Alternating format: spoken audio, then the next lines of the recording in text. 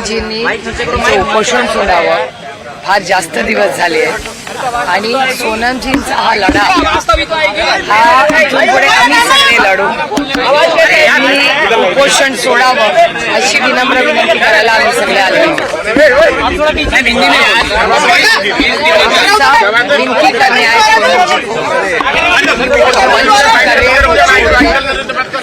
उनके लिए जो लड़ना है वो हम सब संसद में भी लड़ेंगे. संसद का सत्र सोमवार से शुरू हो रहा है और हम वहाँ बहुत सारी जो बात है और नीट के बच्चों का जो है वो वहाँ हम सब बोलेंगे. अभी सत्र भी शुरू होने वाला है तो ये आवाज वहाँ भी आप लोग उठाएंगे? बिल्कुल उठाएंगे.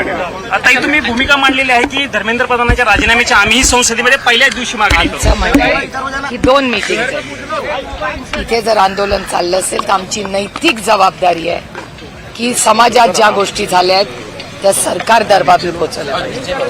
एक भावना समाजात पालकांमध्ये युवा पिढीमध्ये आणि इथे एक आंदोलन चाललंय ज्याच्यात धर्मेंद्र प्रधानजींचा राजीनामा घ्या नाहीतर आम्ही उपोषण सोडणार नाही. मला असं वाटतं आम्ही जे लोकप्रतिनिधी आहोत आमची नैतिक जबाबदारी असते की समाजात ज्या गोष्टी झाल्या त्या संसदेत मांडल्याच पाहिजेत आणि संसद सुरू व्हायच्या आधी 2 ठिकाणी याच्याबद्दल बोलणार आहे. एक तर रविवारी सकाळी एक ऑल पार्टी मीटिंग भारत सरकारने बोलवलेली आहे. त्या भारत सरकारच्या मीटिंगमध्येही शेतकऱ्यांच्या आत्महत्याचा विषय, भारतात कमी झालेला पाऊस तो एक अतिशय महत्त्वाचा विषय, त्याचबरोबर शिक्षणाच्या या परीक्षांमध्ये झालेला सावळा गोंधळ आणि राम मंदिरच्या ज्या काही व्हिडिओज येत आहेत असे अनेक गंभीर विषय आज देशाच्या समोर आहेत. आणि त्यामुळे त्या दिवशी जी ऑल पार्टी मीटिंग किरण रिजिजू आणि सरकारने बोलवली त्याच्यात हे सगळे विषय राष्ट्रवादी काँग्रेस पक्ष, आम्ही महाविकास आघाडी आणि इंडिया अलायन्सची बोलून मांडणार आहोत. त्याचबरोबर सोमवारी सकाळी 10 वाजता माननीय खडगेजींनी एक इंडिया अलायन्सची मीटिंग बोलवली.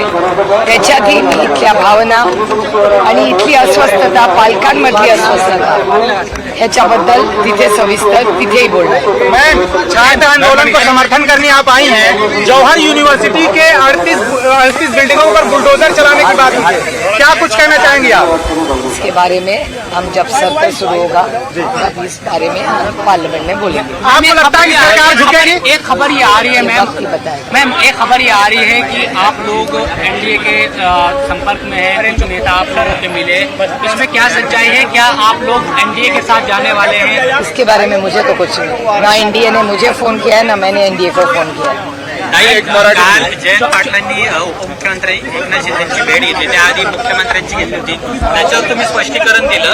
पण कालची जी भेट झालेली आहे, एक मिनिट, मी स्पष्टीकरण नाही दिलं, मी वास्तव सांगितलं. प्रेस घेतलेली होती, पण काल पुन्हा त्यांनी उपमुख्यमंत्र्यांची भेट घेतली आणि त्यामुळे पुन्हा त्याच चर्चा सुरू झालेल्या आहेत. हे बघा, एक साधारण लोकप्रतिनिधी जे असतात ना ते आम्ही लोकप्रतिनिधी आहोत.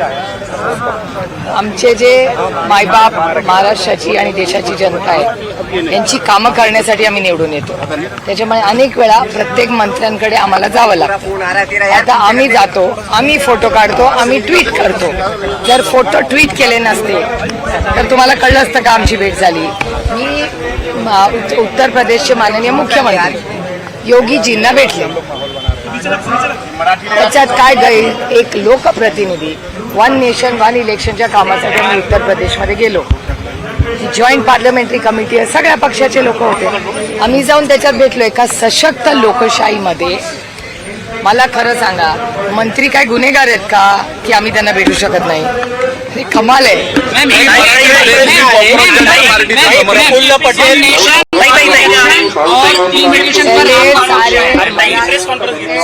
मराठी में होगा उसके बाद.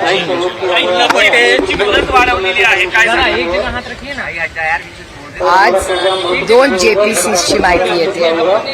130th अमेंडमेंट जे आहे ज्याच्यामध्ये प्रधानमंत्री, मुख्यमंत्री किंवा कुठल्याही मंत्र्याला जर जेलमध्ये 30 दिवस राहिला तर त्याला पदावरनं काढायचा अधिकार त्या प्रधानमंत्र्याला, मुख्यमंत्र्याला आहे.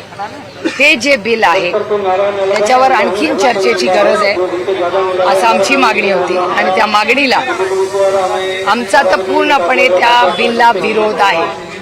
त्याच्यामुळे त्या बिलला आमचा विरोध आहे आणि त्या जेपीसीला दिवस वाढवून द्यायचा निर्णय हा सरकारने घेतलेला आहे, त्याचं मी मनापासून स्वागत करते. आमचा इच्छा आहे त्या बिलची अंमलबजावणी होऊच नये.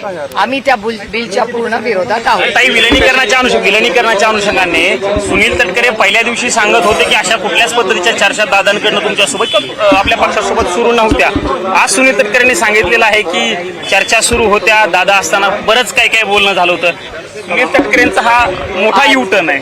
माझा भाऊ आज राहिला नाही, त्याच्यामुळे माझ्या भावाबद्दल किंवा त्याच्याबद्दल झालेल्या चर्चेबद्दल त्याला आता पूर्ण विराम झालेला आहे. माझा भाऊ जाऊन 5 महिने झालेत. कुठे आता आम्ही एक कुटुंब म्हणून सावरतोय, त्याच्यामुळे वारंवार त्या जुन्या गोष्टी काढून माझ्या भावाची जी शेवटची इच्छा होती की हे दोन्ही पक्ष एकत्र येऊन गुणागोविंदाने सगळ्यांनी राज्याची आणि देशाची सेवा करावी, ही माझ्या भावाची शेवटची इच्छा होती.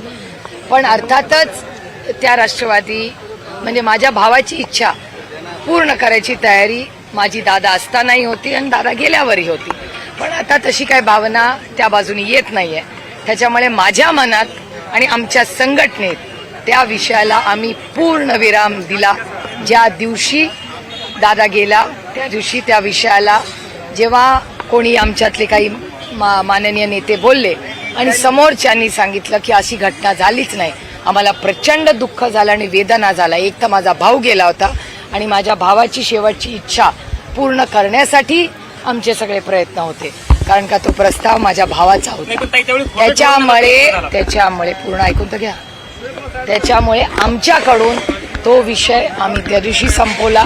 आम्ही स्वाभिमानी लोक आहोत, त्याच्यामुळे आम्ही आमचा स्वाभिमान आणि आमचा भाऊ आज राहिला नाही, त्याच्यामुळे ठीक आहे. त्याच्यामुळे या विषयावर राष्ट्रवादी काँग्रेस पक्ष शरदचंद्र पवार ज्या दिवशी माझा भाऊ गेला आणि माझ्या लक्षात आलं त्यांच्या स्टेटमेंट्सवरून समोरच्यांच्या की त्यांना हे करण्यात दादाची इच्छा पूर्ण करण्यात रास्त नाही, मी पूर्ण विराम ठेवला आणि त्यानंतर आम्ही राज्याच्या आणि देशाच्या सेवेसाठी लागलेलो आहोत. डिलिमिटेशनवरती असा शक्यता वर्तवली जाते की तुमचा पक्ष समर्थन करेल इंडिया. बिल आले, मी परवाच्या दिवशी जर तुम्ही माझी प्रेस कॉन्फरन्स पाहिली असेल, ऐकली असेल, तर मी परवाही तेच बोललेले, बिलच आलेलं नाही, त्याच्यामुळे चर्चा कशी करणार. कॉंग्रेस जनता पार्टीला समर्थन द्यायला इंडिया आघाडीतून उशीर झाला अशी टीका काही लोकांकडून केली जाते. ठीक आहे, ही लोकशाही आहे, प्रत्येकाला टीका करायचा अधिकार आहे.